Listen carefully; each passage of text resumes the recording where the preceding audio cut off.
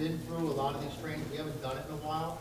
We thought it would be really good, to do a full day refresher and get some good detailed training and get this year kicked off right. I know Kevin's put together a fantastic promotion to get the year kicked off the right way also.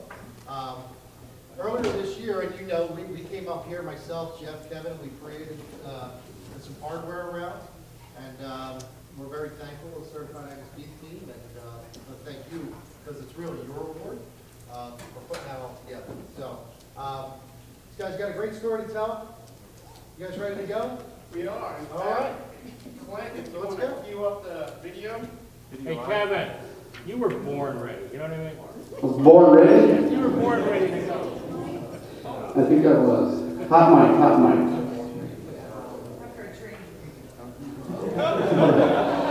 Can't deny the truth. Janice does training. It. It starts somewhere deep inside, the gut feeling, when you know what you're doing is the right thing to do. It's a thread that connects us to all we once were, with all we can be. It's countless early mornings, blizzards, heat, and storm. It's a strength that comes from nowhere, where the headwinds are strongest. It's watching the things you devoted your life to sink roots and take hold. It's grappling with failure, pulling yourself up to move on. It's seeing the poetry of your actions, appreciating God's gift of stewardship. It's the peace of the pasture, the promise of newborn calves, the satisfaction of well-bred cattle. It's understanding that you are a chapter in a story that began a long time ago, an ocean away that spread across a vast continent built by men and women of courage and tenacity and ironclad resolve. It's knowing that this is bigger than one person, one farm, one ranch. It rises with us at dawn, pulls up its boots, and steps into a new day. It's a story that continues today in our children and grandchildren, in our pastures and corrals, a continuous drumbeat that resonates from America's farms and ranches. It's the story of America, of achievement and perseverance, of new frontiers yet untouched and uncorrupted.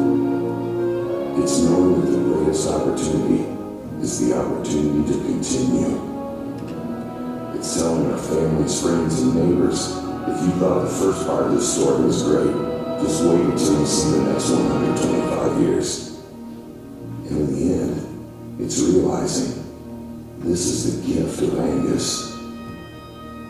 The Certified Angus Beef brand, proud to be the only brand owned by the American Angus Association and its rancher members. Yeah.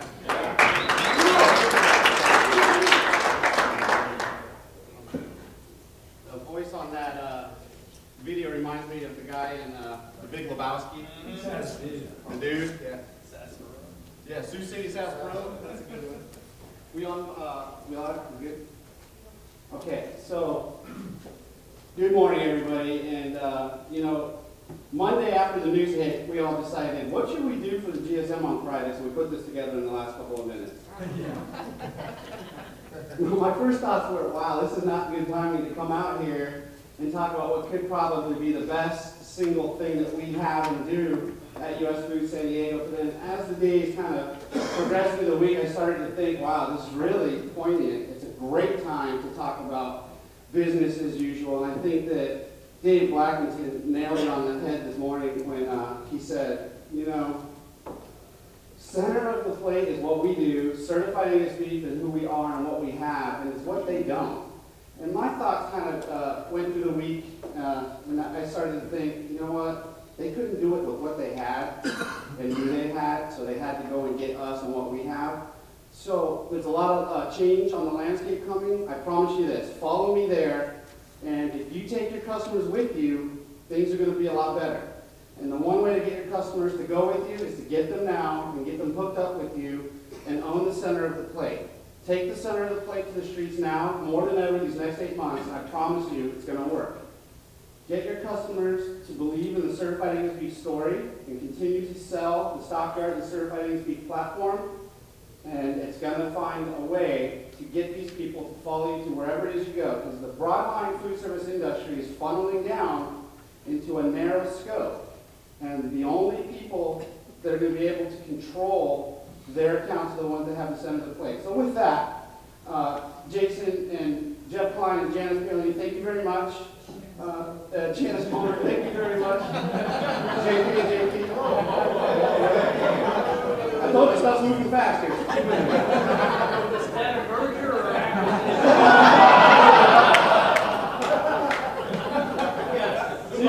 This is great. You just put Kevin Newman up here and everybody starts laughing. What can we do? I would like to, again, take a moment to thank Marty Berlin, our regional executive account manager, a good friend of ours and mine for many years, and Barb Bird, director of marketing for Certified HB, and then Marcus, our #1 journeyman cutter from the #1 stockyard plant in the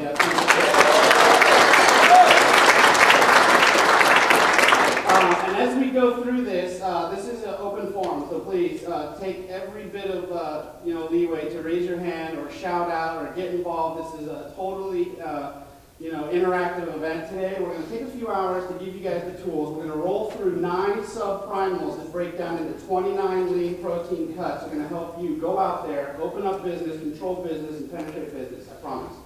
So, everybody has a folder in front of them. This is a really neat opportunity to take a look real quick, and I'm going to turn it over to the guys who know what they're doing. This is the cattle chart diagram with these 9 subprimals we mentioned. And there's a worksheet for each of the 9 subprimals. When you get out of this in the next couple hours, and many of you have seen all this before, and many of you have been through COP University, and some of us twice, I promise you you're still going to learn some new things today. Take the opportunity to make this be your investment in yourself. And make notes as we go through each subprimal. And again, if you have any questions, simply raise your hand. And last thing I want to say is this map is everything that you need to do to empower yourself to be better than every other independent meat company and anybody else that's in the game. Because long story short, you either have certified Angus beef or you're selling against it. And there's one side of the fence that you're going to want to be on, and you're going to see that come to you right quick. So, Marty Berlin, take this on, brother. Thank you. Good morning, all. Good morning. Can you hear me out there? Okay. Good to be with you, and thanks for taking time to let us join you this morning. As Kevin said, I know, first I'll ask, how many of you have been through a training with Certified Angus Beef, with us out here, rather than just your team? Okay, so a pretty good chunk, maybe a third or fourth of you anyway. So some of this might be repetition for you, but as Kevin said, if you listen and participate today, you'll come away with some new things, some new tools in your toolbox. And I always like to call it layered training. We want to keep it coming at you so that you're the best prepared sales team out there, okay? We want to give you those tools to go out and be successful and control center of the plate. So, first of all, who have we got in here that's a great dresser? One of the guys. Who's your best dresser out there? George. Herskowitz? Herskowitz.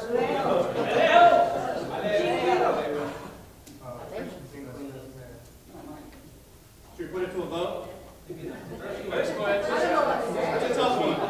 How about Christian stands up real quick and comes on down? You're the next contestant on the Beef is Right. Right here. Don't be shy, Christian.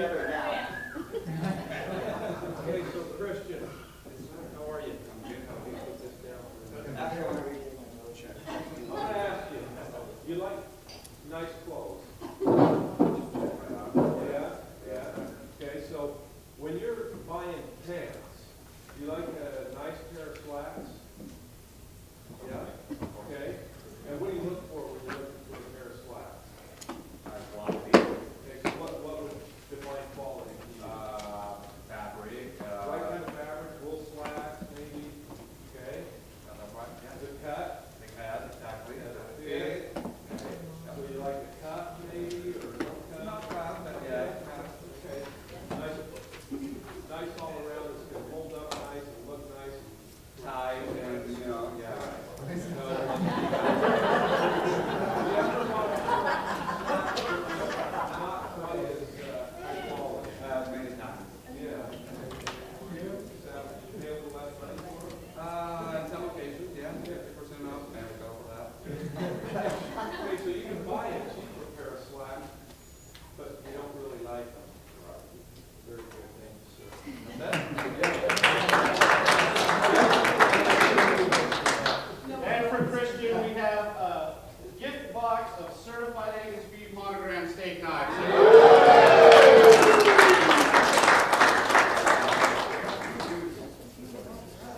so why don't we go through that?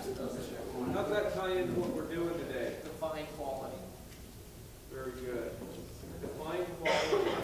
So, You can buy beef that's less expensive than certified Angus beef, can't you? sure. Yeah. Is there a reason why certified Angus beef costs more money? Quality, right? And we talked about some quality specs that he liked in his slacks. Same thing applies to beef. There's some quality specifications that ensure that consistent high quality. And we want you guys to come away with a better understanding and a better ability to share those specs with your customers to help them understand, look, you can buy cheaper beef, but it's not going to perform.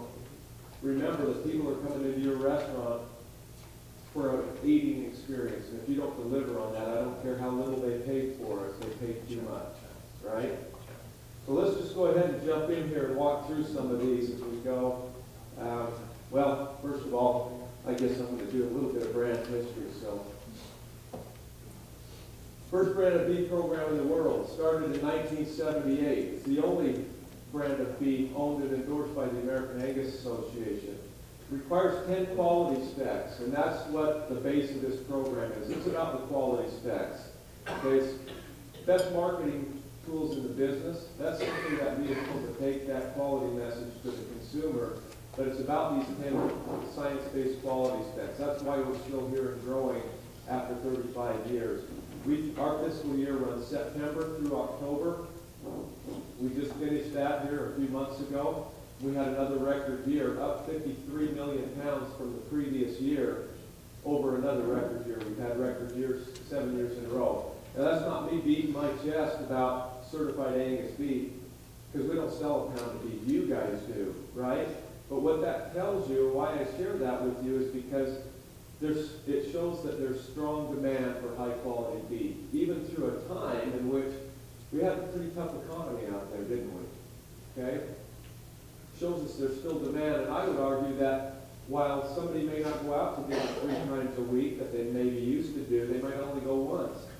All the more important that they have a great eating experience. If I'm going to go out and spend hard-earned dollars in a tough economy, man, that better deliver on the promise, right? It better be that eating experience I was expecting.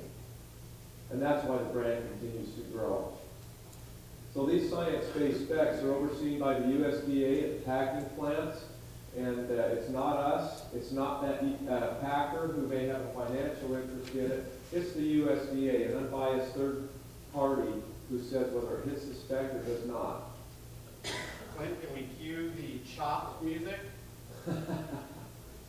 Your product that you will be working with today, Marty Berlin, on Chopped.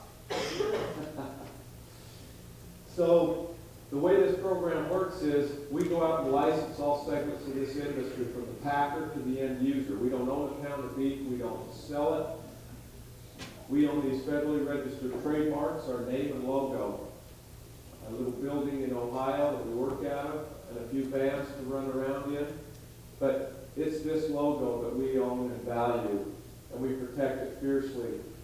We license, again, those segments of the industry to use that, and then we track that product from packer to end user to ensure that everybody through that distribution channel is getting what they're supposed to get. So the way it works, we've got these licensed packing plants out there. 85% of the packing base in the U.S. is licensed to pack and identify the brand. Cattle come in for harvest at that packing plant.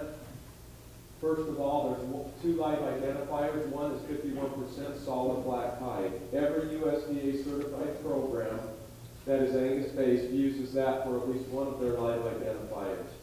The second one is the Angus torch tag, and that's an ear tag that goes in the calf's ear at birth and ensures it was sired by a registered Angus bull. So at that point, we know it has at least 50% Angus genetics.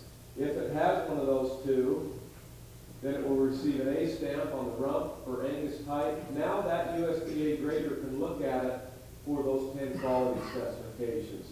There have been all these other programs created to catch the fallout product. In other words, maybe they have the Angus type and they get an A stamp, but they don't meet our quality specs. So the packers have created lower tier, lower quality brands to catch that fallout. And so you'll see another Angus brand, or lots of other Angus brands out there.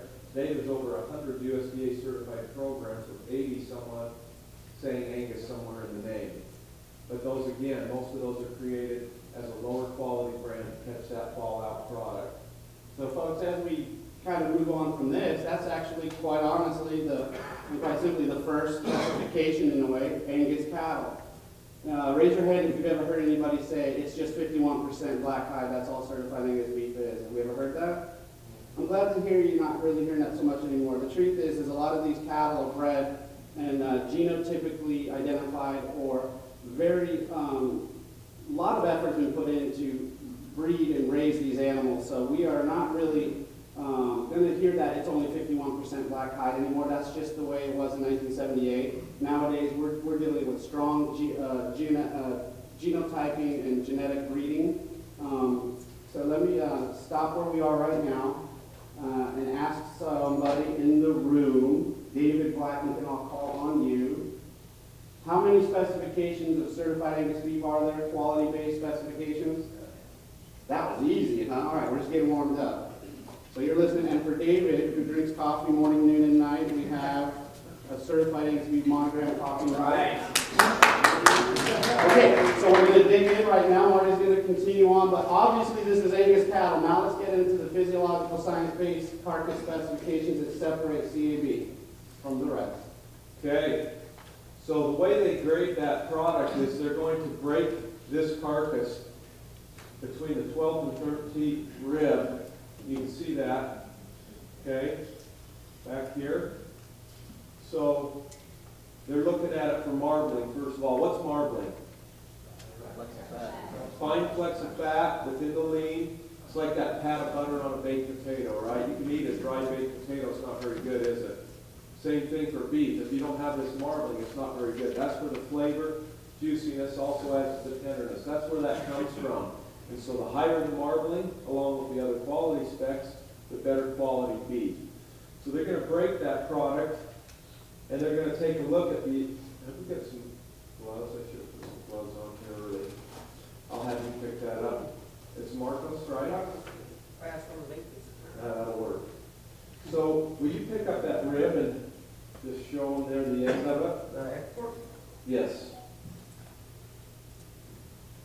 So if you look, yeah, turn that around and show them the end of it, so they can see the marbling. The cut piece. There you go. So what they're looking for is a marbling score of modest or higher. And you guys have sales maps in your folders.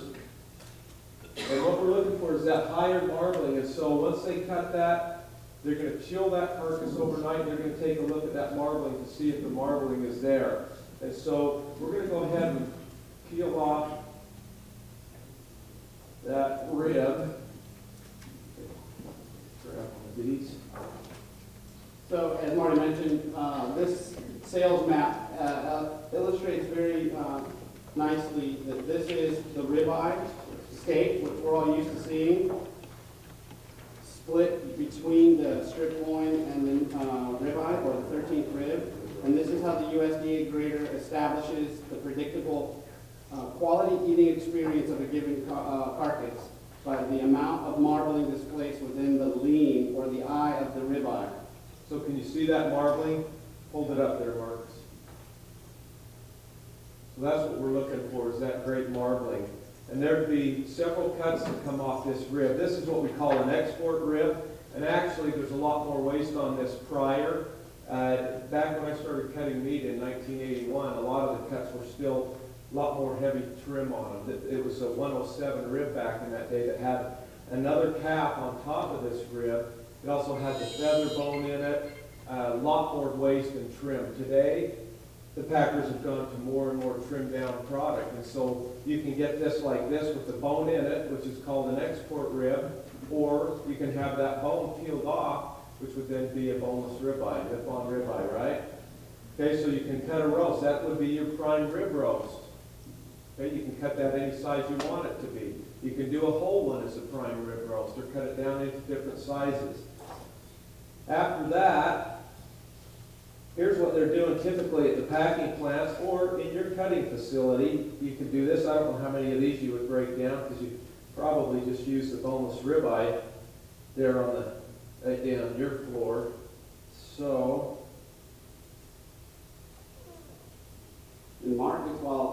is actually boning out that export rib. Why don't you show us what a couple of export cowboy chop might look like? Oop, I clicked off. Yeah, you can do it out of that. There's a knife over there. Okay, so what did I just peel off the back of that? Beef back ribs, right? Some of them you might get, do you guys use any of the meaty? Yes. Okay, so there's going to leave a little bit more meat on those, right? Okay, what do you do with those? Eat them, yeah. Yeah. Ed Barraza, what would we do with big beef back ribs? What kind of restaurant application are we looking at? And then what do they do with those ribs to get them to be barbecued? That's it. Say it again like you mean it. All right, Ed's on the CB Kool-Aid. He's got a Kool-Aid container right there. Okay, so I'll tell you what, if you roast a prime rib with this on and then peel it off, ooh, that's good eating. Or you can take those and just barbecue those off, or you can take them, break them down like that, cook them off individually, okay? Or the slab rib. Go ahead and show them your, so there's a French rib roast. Or if you wanted to take it further and put it into a chop, what would you do there?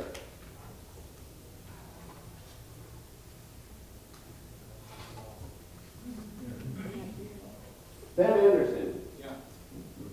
Why do we call this bone-in ribeye an export? It's got about 2 inches, I think, cut off of the bones that used to make up what's called a 109. That they wanted to make the boxes smaller and the weight lighter for exporting or shipping the ribs out of the country. Wow. Did anybody hear that?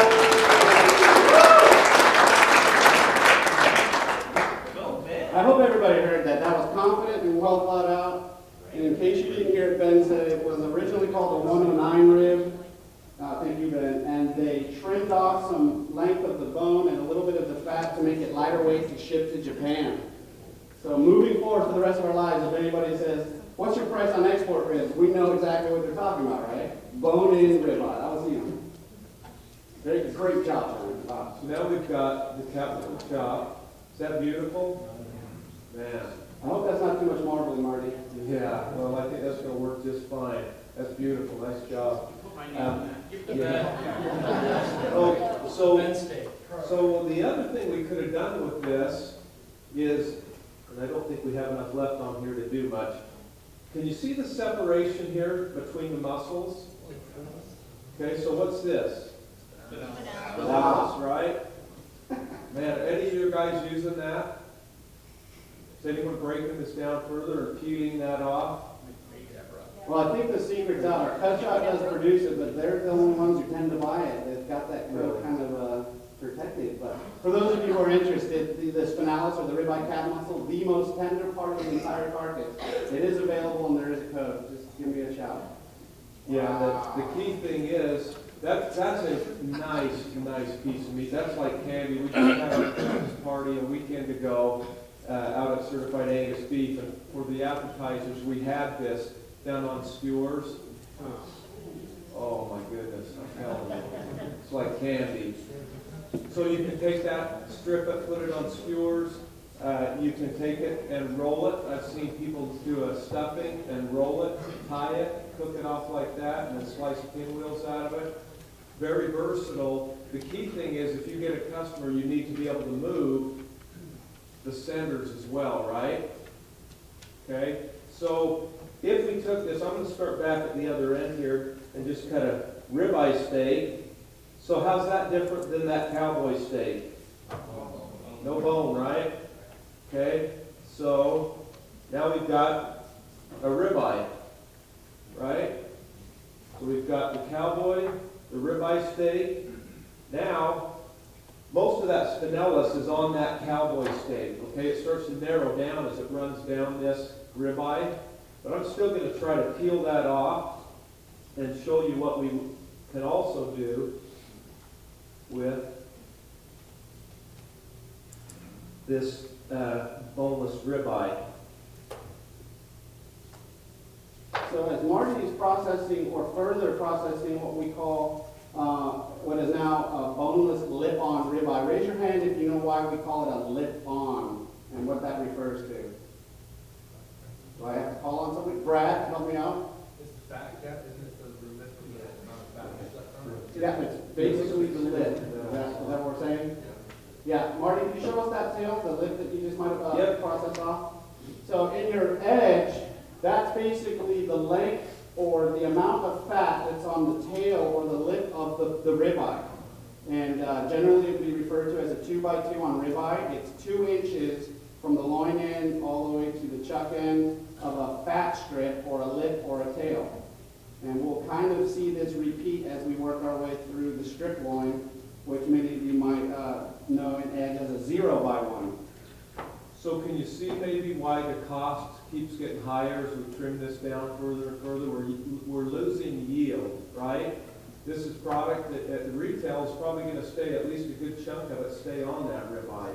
At food service, you're usually going to see it trimmed down further and further to the point where now we've got even that spinalis pulled off and we're down to just that eye of the rib, okay? Steak ready? Yes, well, in fact, that's further than steak ready, because the spinalis has been taken off it even. And so, what we can do with this is, and that's what I was talking about with your customers, if you get somebody interested on a spinalis, sell them on a package where there's not that much weight in that spinalis, right? There's just not that much to it. Will you clean that up so we can show them? There's just not that much weight in that spinalis, and so in order to even things out, you've got to cut off, or you've got to sell the ribeye as well, or the fillet of rib. Now, I can clean that all the way down, so there's no fat on that. And then it looks like and that's what we had for our meal. We had the spinalis on the appetizer, and then we had the fillet of rib for our main course. Yes, it is. Does anybody know the name of that Inspiration Series steak that Marty was just holding up? Fillet of ribeye. Well, you're exactly right, Brad, and that's great. It is the fillet of ribeye. That's a money steak right there. If I That's had, what we ate at our kickoff meeting last year. oh, that's exactly right too. So 90% of you all in the room ate it. Just so you know that. We call that the Carlsbad. Hey Kevin, Yeah, Marty? you were good enough to put together this packet that has the steer on the front of it Right. and 8 other pages or 9 other pages behind it. And I've seen maybe 3 or 4 people who are following along on a page called Certified Angus Beef Rib, filling out the cuts, any menu ideas, they're following along. If you're not using that, this is your resource to be able to take with you. Right. And there's points that are made today that help you remember to help make that center of the plate sale tomorrow, next week, a month from now. Here's your notes to refresh. Great point, Mark. Thank you. And I like how Marty, whereas I might have started working from the shoulder or the chuck down, Marty is all about the business. He went right to the rib. So that whole rib that he broke down, guys, is illustrated here on the subprimal chart. And Barb makes a great point. If you didn't take an opportunity to write down 2 or 3 notes or food service cuts that would apply to that worksheet under the rib, then try to do that. And I love that you're all following along intently as well. So great. Okay, so he's cleaned that spinalis up some. That's what we're talking about. It's not a very big piece of meat, and of course we did leave the bigger portion of it on that cowboy. But that is just a fantastic piece of meat, very versatile. Not a lot of pounds there. Remember, you're going to have to sell that center, that fillet of rib as well. But there are those restaurants that could do very well with that. And so here's an example. You could cut that down into, like I said, something to put on a sauté stick. Just weave it through, put it on. You can take this, stuff it, roll it up. Got it? Fantastic stuff. Okay, appetizers, a main. Maybe they do a small portion of this along with a piece of seafood, whatever it might be. So those are some ideas to write down as far as the rib goes. The next specification we want to talk about is What's the other marbling spec that we have? We've got the modest or higher marbling spec. What's the other specification that has to do with marbling? Raise your hand if you know the type of marbling Marty's looking for. Fine, medium to fine marbling texture. Who said that? Gentleman right here. That's great. All right, Marty. You're good. George is on the. We don't want those thick lightning bolts that are just in one part of the eye and not evenly dispersed. We want that fine marbling texture that's going to break down in the cooking process, give you a great bite, first to last, okay, and evenly dispersed. Mark. What causes the coarse marbling? That's a great question, and I can't tell you how many times out in the field, if I may, Marty. Yeah, please. You want a hat? Okay, we'll get you a hat right there.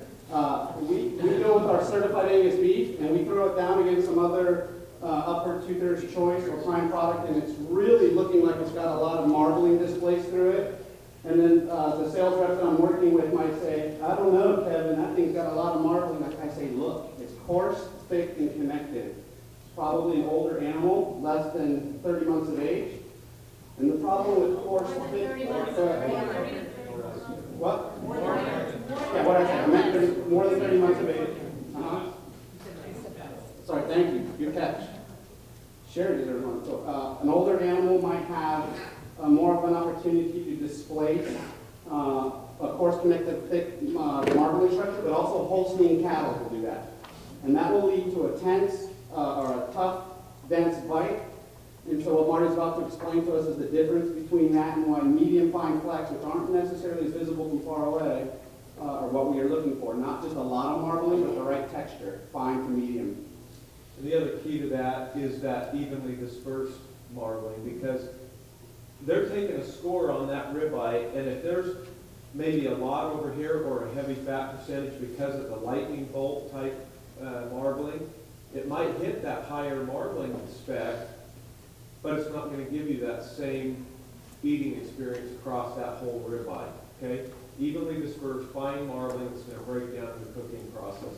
Kevin, do we have those trays we talked about putting product on? Yeah, let me get this one. I'll set this stuff over and then we can just put it on as we go. If I go in the back and start talking with my lesson, Keep talking about the back. Okay. Well, from there, maybe we will work back towards the chuck. So what are the two main portions out of that chuck, or the front shoulder? Quad. Shoulder quad. What else? What do you sell to a lot of Hispanic restaurants? Chuck roll, right? Okay, so neck off chuck roll. So we've got a combo here. He threw a few different pieces up here. What's this piece? Anyone know? Can you tell with all the cover left on it? Quad heart, right? Okay, so if we look on our chart here, I don't know if I can reach around. So you can see the chuck up in the front shoulder, and see that portion that's in red there? That's actually the clod, or with the whole piece of it, is what we used to call the round bone hot roast, or chuck shoulder arm. And above it here where it says chuck, that would be where the chuck roll lies. And so, back in the day, I started cutting meat in 1981, we would get a full clod that came in with the flat iron, or actually called the top blade, that's attached to the side, like this, okay? And the teres major still on top. Nobody separated that back in the day. Nobody knew what that was good for. Cuts were just straight through. You would take it and cut a shoulder claw roast or a ranch steak, chuck shoulder ranch steak. Okay? It's a whole piece that still had extra fat on the tail end here. Packers have learned that, you know what, we want to make a little extra money. They'll break this down further in the packing plant. It also makes it, as one gentleman said, less expensive to ship product around when you don't have all those excess pounds in the box. And so they can break it down further like this, ship only the meat you need versus all that trim and waste that may be going into a bone barrel. So what kind of cuts can we do off that quad heart? Casino roast. okay? Great job, Ben. I That's heard a actually couple great say idea. flat iron. That flat iron actually comes off the top blade, right? So off a full shoulder clod, you're right, you could get this. Typically, the way it's being bought today is like that. So Marty, could you pick up the whole shoulder clod one more time Yep, and show them the whole clod blown apart into 3 pieces. So these are the 3 pieces we're after in that clod. Ben sells a whole lot of these by the boatload. Is that right, Ben? Man, I wish. But you know what? And what we're doing now is we're working to identify single muscles within subprimal. And right there are 3 single muscles from subprimals that we're featuring on our inspiration series. Lisa, you sell a lot of steaks from one of those subprimals. You know what I'm getting at? That's it, the Tory tender. Hold up the terrace meter for us again real quick, Marty. Probably a 1-pound muscle, 2 of them coming off a 1,500-pound carcass.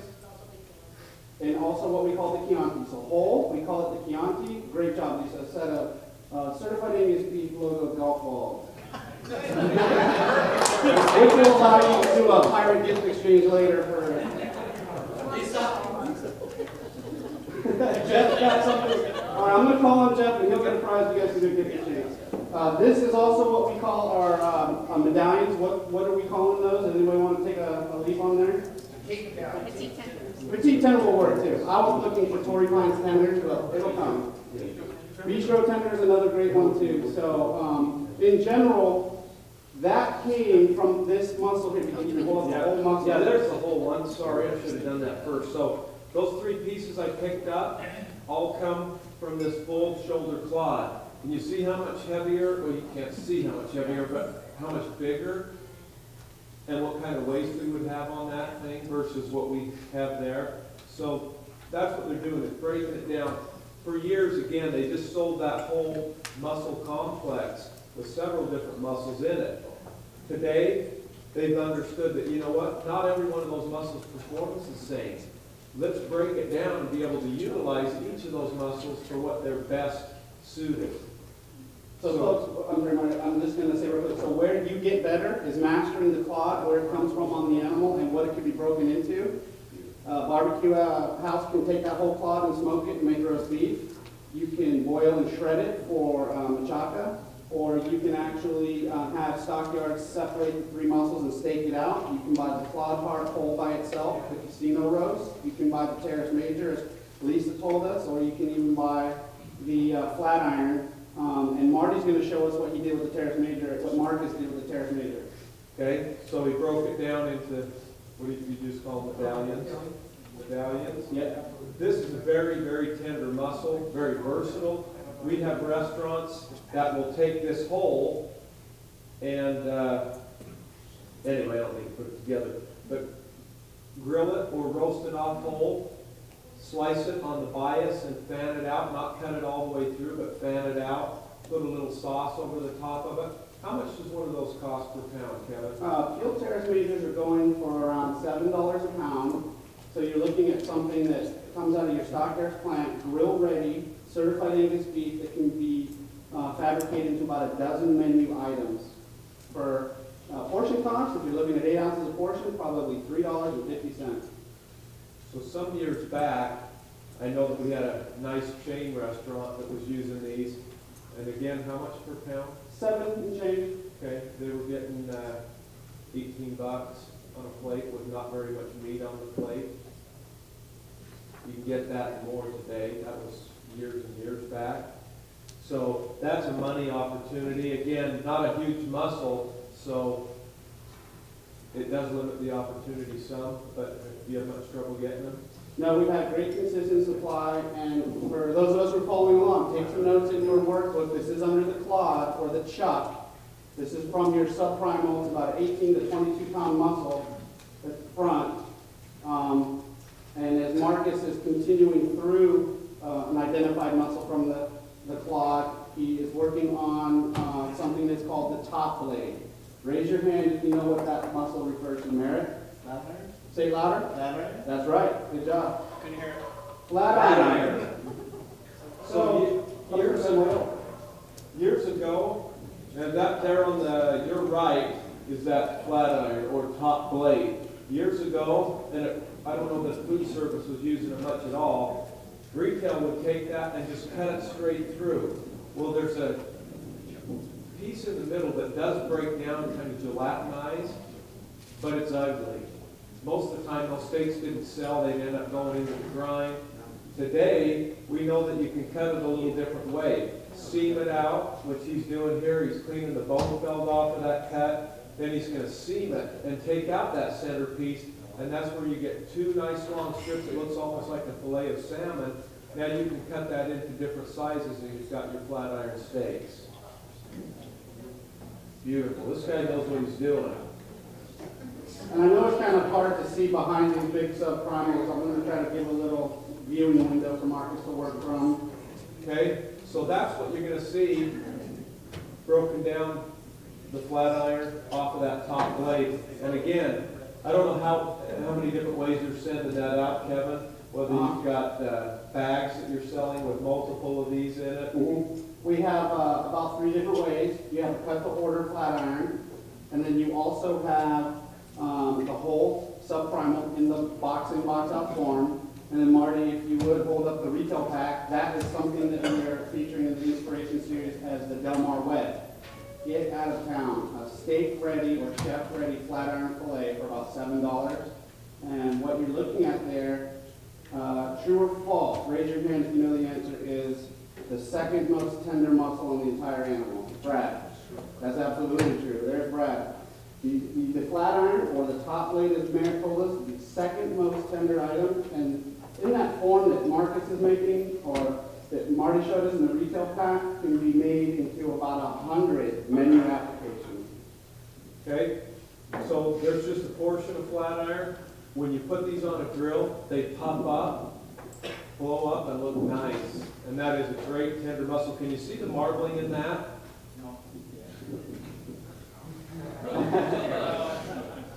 It's fine flex marbling. Okay, and here's the other piece. That's what he seamed out of the middle. You don't want to eat that, and that's what used to go out in a top blade steak. Okay, so really adding value to that cut. Let's stick those over to go on the tray for you guys to take a look at. Okay. So the next piece we're going to look at is that clawed heart, right? And again, Kevin, your signature series, what cuts are you taking off there? Who wants to tell Marty? A casino roast is a great, yes, absolutely. Right. And when we break it down, So that whole piece would be a casino roast. Yeah. Now we're going to break it down a little. Who said that over here? I heard it over here first. No more golf balls, he said. What did you say, Lisa? A ranch steak, absolutely. And what do we call it in the Inspiration Series? Wrangler. Yeah.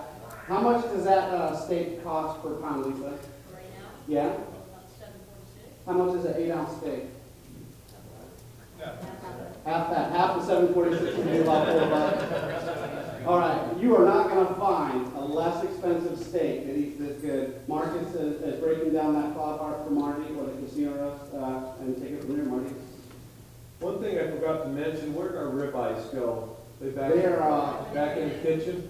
right up on your right. Okay, so how many know what other specification we would have that has to do with the ribeye? Square inches, what is it? I heard somebody say 10, 16. Great job, guys. Okay, so what they're doing is looking at the eye of that ribeye, okay, at the point of the grate. And this card gives you an idea of what they're looking at. Should fit within those lines. 10 to 16 square inch ribeye. Okay, why do we want that specification?